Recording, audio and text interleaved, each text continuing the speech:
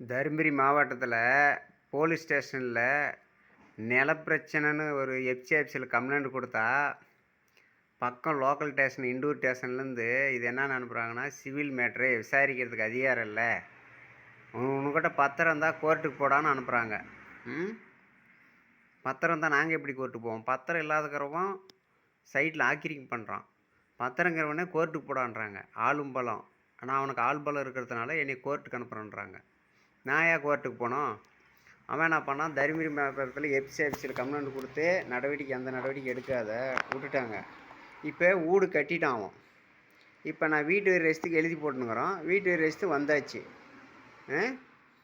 சொத்தை எப்படி எழுப்பணும், எப்படி வீடு கட்டணுன்றதுக்கு ஒரு உதாரணம். தருமபுரி மாவட்டத்தில் எஃப்சிஎஃப்சியில் கம்ப்ளைண்ட் கொடுத்து வீடு கட்டி கொடுத்துருக்குறாங்க. எனக்கு இண்டூர் பகுதியில் வீடுக்கு கரண்ட்டும் கொடுத்துருக்காங்க. இண்டூர் ஆஃபீஸில் இபி ஆஃபீஸ்லேருந்து கரண்ட்டு கொடுத்துருக்காங்க. ஒரே சர்வே நம்பர்னு சொல்லிட்டு 2 சர்வே நம்பரும் அவங்க கேட்டால் என்னன்றாங்க, அவன் வீட்டு ரசீதை கொண்டாந்து வச்சுட்டு கரண்ட் வாங்கிக்கணும் அப்படின்றாங்க.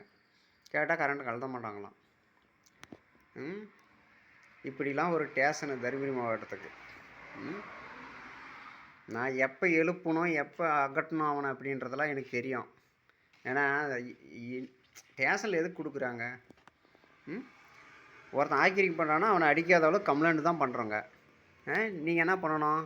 சண்டை வரக்கூடாதுன்னா போய் ஏன்டா இப்படி பண்ணுற அப்படின்னு கேட்கணும். போலீஸில் புகார் கொடுத்தா இப்படி தான் நோட்டீஸ் அனுப்புவாங்களா வீட்டுக்கு ஒன்று?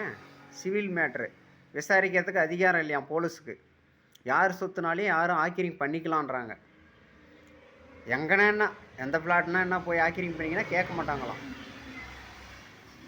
ஆனால் அவங்களுக்கு ஆப்போசிட் வந்தீங்கன்னா கேட்குவாங்களாம். கொஞ்சம் பலம் இருந்துச்சுன்னா கேட்குவாங்களாம், பலம் இல்லைன்னா கேட்க மாட்டாங்களாம்.